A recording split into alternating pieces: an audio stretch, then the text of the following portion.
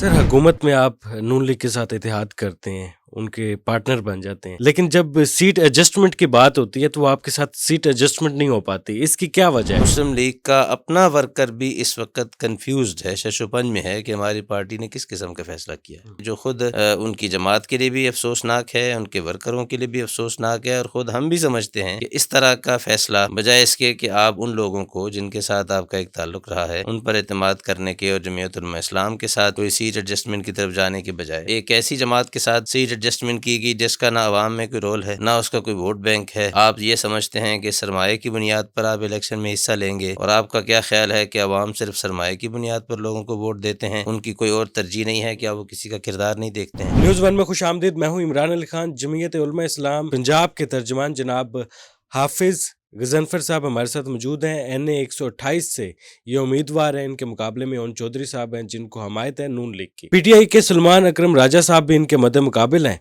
क्या उम्मीदें हैं, क्या टर्नओवर इस हलके में रहेगा और लोगों की सपोर्ट इनके साथ है, इनसे ये भी जानेंगे। अस्सलाम वालेकुम सर। वालेकुम सलाम। पहले तो आपका बहुत शुक्रिया, आप यहाँ तशरीफ़ लाए। न्यूज़ वन डिजिटल के साथ ये मौका मिला मुझे बातचीत करने का, इसके ज़रिए से अवाम तक इंशाल्लाह हमारा पैगाम पहुँचेगा। NA 128 बुनियादी तौर पर पिछले दफ़ा यहाँ पे PTI की तरफ से शौकत महमूद साहब थे, उस वक़्त ये NA 130 था। उस वक़्त से लेके हम यहाँ की सियासत में दाखिल हुए, पिछली दफ़ा भी मैंने यहाँ PP पे कागज़ात जमा करवाए थे। बुनियादी तौर पर ये हल्का इस 5 साल में भी, पिछले 5 साल में भी निगलेक्टेड रहा है। PTI ने दोनों दफ़ा यहाँ से सीट जीतने के बाद इस तरफ कोई तवज्जो नहीं दी, ना कोई तरक्याती काम हुए। आपने बाहर आते हुए देखा होगा कि लिंक वादत रोड की जो हालत थी, सड़कें टूटी हुई हैं, सीवरेज का निज़ाम नहीं है। उसकी वजह से नतीजा ये था कि PTI यहाँ से वोट तो लेती रही, लेकिन यहाँ के अवाम को उन्होंने कोई रिटर्न नहीं किया। नतीजा ये है कि लोगों में एक मायूसी का अंसर पाया जाता है, और लोग ये कह रहे हैं कि PTI के बजाय हम कोई नया ऑप्शन देखेंगे। और ज़ाहिर है कि पाकिस्तान में 70-75 सालों में तमाम ताकतें आजमाई गई हैं सिवाय जमीयत उलमा इस्लाम के और मजहबी क़ुव्वतों के। और मैं समझता हूँ कि अवाम को ये बात समझनी चाहिए कि मजहबी जमातों की तरफ, मजहबी क़ुव्वतों की तरफ उनका मुतवज्जे होना, एक ऐसी क़यादत की तरफ जो हर वक्त उन्हें अवेलेबल होगी, एक ऐसी क़यादत जिनके साथ दिन में कम अज़ कम 5 मरतबा तो वो आराम से सुकून से मिल सकते हैं मस्जिद में जाके। तो इस हवाले से अवाम को समझना भी चाहिए। और उसके साथ साथ ये जब हल्के में हमने कैंपेन शुरू की है, मुझे तो आपने अभी ज़िक्र किया है कि कौन कौन नुमाया शख्सियात यहाँ हल्के में इलेक्शन कंटेस्ट कर रही हैं, तो इंशाअल्लाह जमीयत उलमा इस्लाम बेहतर नताइज देगी। और आवाम की तरफ से अब तक जहाँ भी हम गए हैं, वहाँ से बड़ा पॉजिटिव किस्म का रिस्पॉन्स आ रहा है। मैं आपको मिसाल दूँ तो नून लीग के जो वर्कर्स हैं, उनके जो इवन ज़िम्मेदारान हैं, जो अहदेदार हैं, वो भी हमारे पास आके यही कहते हैं कि हम किसी और तरफ जाने की बजाय आप ही को तरजीह देंगे, इसलिए कि पिछले 4 साल में हमारा उनके साथ 5 साल में अलायंस भी था। और वो वक्त जो मियां नवाज शरीफ साहब का और बाकी लोगों का एक ऐसा टाइम था कि जहाँ मुश्किल वक्त था उनके लिए, जमीयत उलमा इस्लाम वहाँ उनके लिए क़ुव्वत बनकर खड़ी रही है।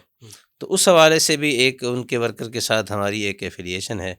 इंशाअल्लाह हमें उम्मीद है कि मुस्लिम लीग का जो वोट है वो भी जमीयत उलमा इस्लाम की तरफ मुतवज्जे होगा, और इस हल्के में आपको पहले की निस्बत बहुत बेहतर नताइज देखने को मिलेंगे। सर, हुकूमत में आप नून लीग के साथ इत्तेहाद करते हैं, उनके पार्टनर बन जाते हैं, लेकिन जब सीट एडजस्टमेंट की बात होती है तो वो आपके साथ सीट एडजस्टमेंट नहीं हो पाती। इसकी क्या वजह है? सीट एडजस्टमेंट हो तो पंजाब से भी जमीयत उलमा इस्लाम को कुछ सीटें मिल जाएं। बुनियादी तौर पर ये जो सीट एडजस्टमेंट पर हम बाद में आते हैं, ये जो हमारा हल्का है NA 128 का, एक तो इसकी जो हदूद अरबा है वो काफ़ी लंबी है। एक तो हमें समझ नहीं आ रही कि इलेक्शन कमीशन ने जब इसकी हदबंदी की है तो किन उसूलों के तहत कौन से प्रिंसिपल्स रखे गए हैं जिसकी बुनियाद पर इस हल्के को बनाया गया है। बड़ा कटा फटा सा और बड़ा मुंतशिर किस्म का हल्का बनाया गया है, और बड़ा एक लंबाई में एक इचरा से शुरू करें और कैंट तक, कंटोनमेंट तक जाता है। तो इस हवाले से यकीनन मुतवज्जो करनी चाहिए इलेक्शन कमीशन के लोगों को भी। और दूसरी चीज़ ये थी कि इस हल्के में मुस्लिम लीग 2 दफ़ा इलेक्शन जो है वो हारी हुई है यहाँ से। इस मर्तबा उन्होंने बजाय किसी और शख्सियत को, अपने किसी बंदे को नुमाइंदा बनाने के, پہلے سننے میں آ رہا تھا کہ میاں نعمان صاحب یہاں سے الیکشن میں حصہ لے رہے ہیں، وہ ہمارے بڑے قابل احترام ہیں، لیکن بعد میں انہیں مسلم لیگ نے 129 میں شفٹ کر دیا۔ اب اون چودھری صاحب کو ٹکٹ دیا گیا ہے، حالانکہ اون چودھری صاحب وہ شخصیت ہیں کہ سارا عرصہ، جتنا عرصہ جو وقت مشکل تھا مسلم لیگ کا، پی ٹی آئی میں جب تک وہ تھے ان کے ٹارگٹ پر مسلم لیگ ہوا کرتی تھی، خود میاں نواز شریف ہوا کرتے تھے۔ تو اس حوالے سے مسلم لیگ کا اپنا ورکر بھی اس وقت کنفیوزڈ ہے، شش و پنج میں ہے کہ ہماری پارٹی نے کس قسم کا فیصلہ کیا ہے۔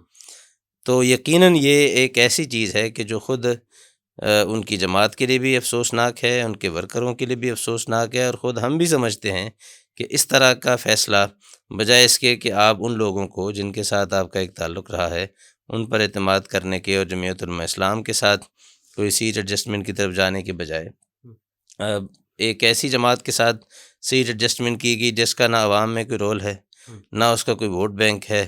آپ یہ سمجھتے ہیں کہ سرمایہ کی بنیاد پر آپ الیکشن میں حصہ لیں گے، اور آپ کا کیا خیال ہے کہ عوام صرف سرمایہ کی بنیاد پر لوگوں کو ووٹ دیتے ہیں، ان کی کوئی اور ترجیح نہیں ہے؟ کیا وہ کسی کا کردار نہیں دیکھتے ہیں؟ کیا وہ یہ نہیں دیکھتے کہ جو ان کے پاس آنے والا ووٹر ہے، وہ ووٹ مانگنے والا ہے، وہ اس کا ماضی کیا ہے، اس کا بیک گراؤنڈ کیا ہے؟ تو یہ ساری چیزیں ان کے سامنے ہوتی ہیں، لیکن بہرحال ہماری کوشش تھی اور ہم نے اپنی جماعت کے حوالے سے فرسٹ پرائرٹی میں مسلم لیگ نون کو رکھا، لیکن ہماری جماعت کو، ہمارے ورکروں کو اس حوالے سے مایوسی ہوئی، اور ہمارا ایک شکوہ ہے، صرف ہمارا نہیں ہے، ہمارے ایک گراس روٹ لیول کے ورکر کا بھی ہم سے یہی سوال ہوتا ہے کہ مسلم لیگ نے ہمارے ساتھ جو ایک کردار ادا کیا ہے وہ بڑا افسوسناک رہا ہے، اور یقیناً یہ ان کے لیے بھی اس سے کوئی مستقبل میں کوئی اچھے ثمرات اس کے نہیں ہوں گے، وہ اس کے برے اثرات خود اپنی سیاست میں بھی دیکھیں گے، اور ہماری جماعت بھی اس حوالے سے یقیناً فکر مند ہے۔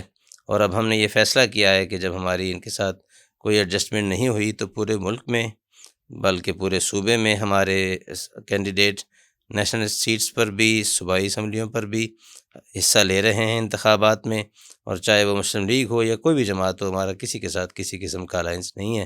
اور اس قسم کا رویہ جو اختیار کیا ہے مسلم لیگ کی طرف سے وہ ہمارے لیے ایک افسوسناک ہے، پریشان کن ہے۔ آپ صاحب اس حلقے سے آپ کا مقابلہ سخت کس کے ساتھ ہونے والا ہے، راجہ صاحب کے ساتھ یا پھر اون چودھری صاحب کے ساتھ؟ دیکھیں، یہ تو اون چودھری صاحب کے حوالے سے تو میں نے آپ کو ذکر کیا ہے، جہاں تک راجہ صاحب کا تعلق ہے وہ نئے امیدوار ہیں، پہلی بار انتخابات میں آئے ہیں، ان کی اصل فیلڈ تو وکالت ہے، پریکٹس ہے، کورٹ روم ان کا اصل میدان ہے، سیاست ان کا میدان نہیں ہے۔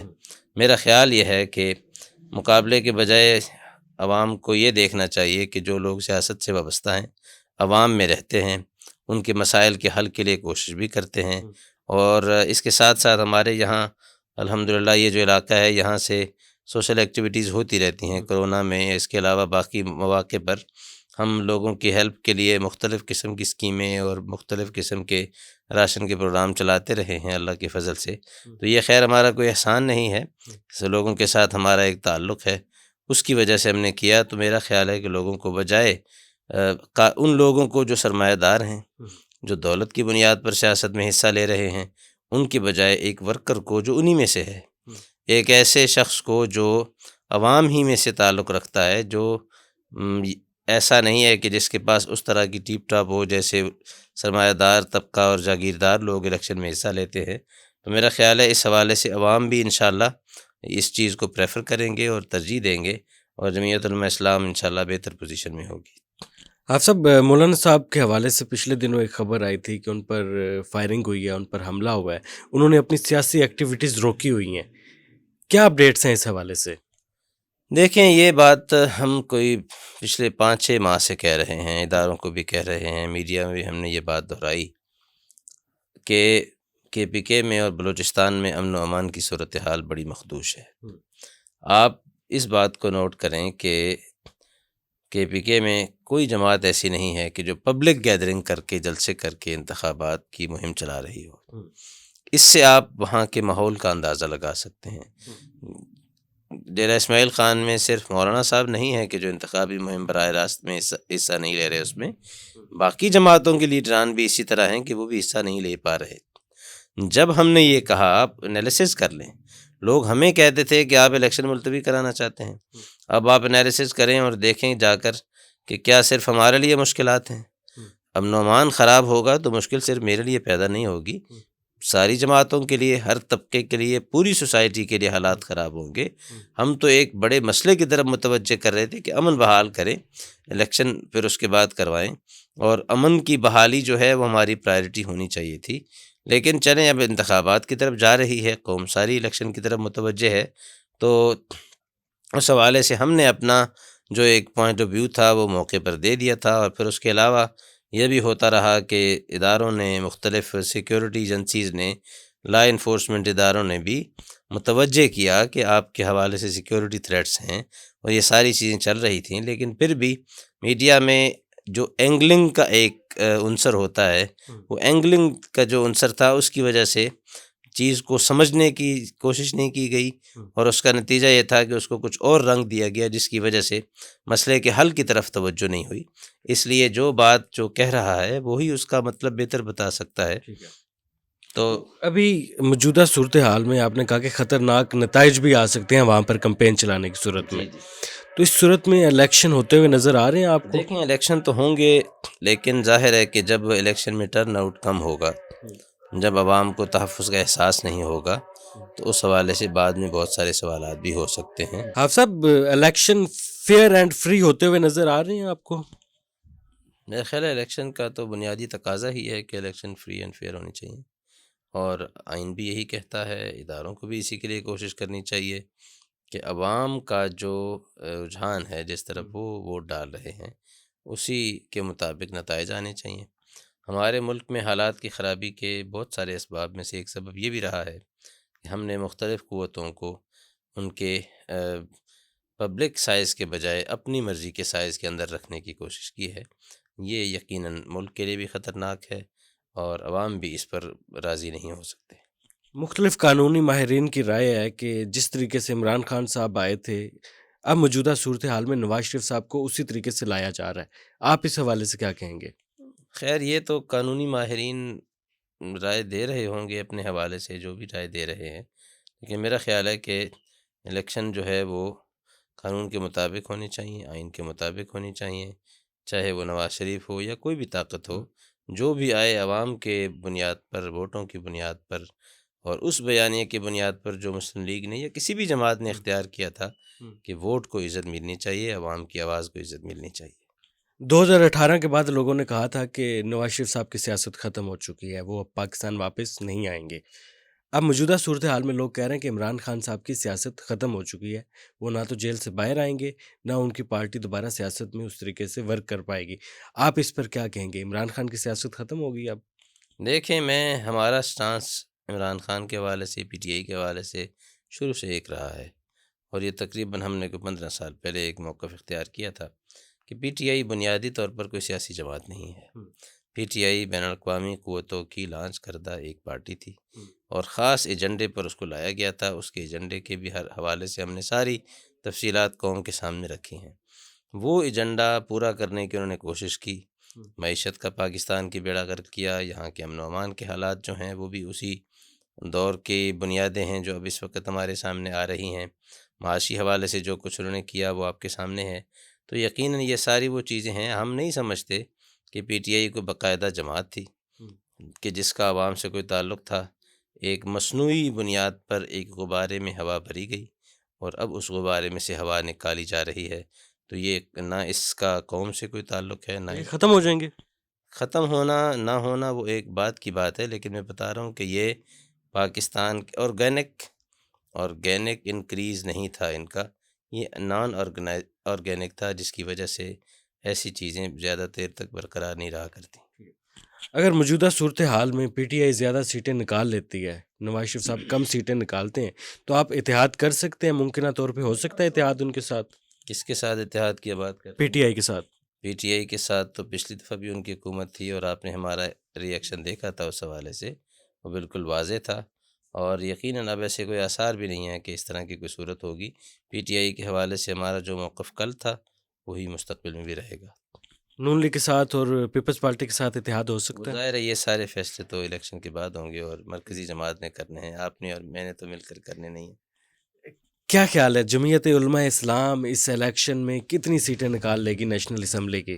دیکھیں عوام میں جو اس کا ایک رجحان ہے اور جو جس سطح پر ہماری الیکشن کمپین ہے، جس سطح پر ہمیں رسپانس مل رہا ہے، اس حوالے سے تو ایک قابل قدر حصہ چاروں صوبوں میں جمعیت علماء اسلام کا ہونا چاہیے، لیکن ہمارے ہاں جس قسم کے چیزیں آیا کرتی ہیں، جو مینیج کرنے والے جو ذرائع ہیں، تو اس حوالے سے یقیناً انشاءاللہ جمعیت علماء اسلام بہتر نتائج دے گی۔ کے پی کے میں بھی، بلوچستان میں بھی، سندھ میں بھی ہم انشاءاللہ حصہ بنیں گے، اور امید ہے کہ پنجاب میں سے بھی ہم پارلیمنٹ کا اور اسمبلی کا حصہ بنیں گے۔ آپ کو اس NA 128 سے کتنی امید ہے کہ NA 128 میں لوگ آپ کو سپورٹ کریں گے، ووٹ دیں گے اور آپ نیشنل اسمبلی میں جائیں گے؟ دیکھیں ہم تو یہاں آئے ہیں، میرا خیال ہے کہ 1970 میں اس سے پہلے ہمارے ایک ساتھی تھے، بزرگ تھے، بہت بڑے عالم تھے، انہوں نے یہاں سے انتخابات میں حصہ لیا، وہ اللہ تعالیٰ کو پیارے ہو گئے ہیں۔ اس کے بعد ہم نے یہاں بنیاد ہم ڈال رہے ہیں، عوام تک پہنچ رہے ہیں، اپنا پیغام پہنچانے کی کوشش کر رہے ہیں، اور خاص طور پر جو ہمارا اصل پیغام ہے وہ یہ ہے کہ جتنی طاقتیں آپ کے سامنے ہیں ہمارے علاوہ، یہ وہ ہیں جن کو آپ نیشنل لیول پر آزما چکے ہیں۔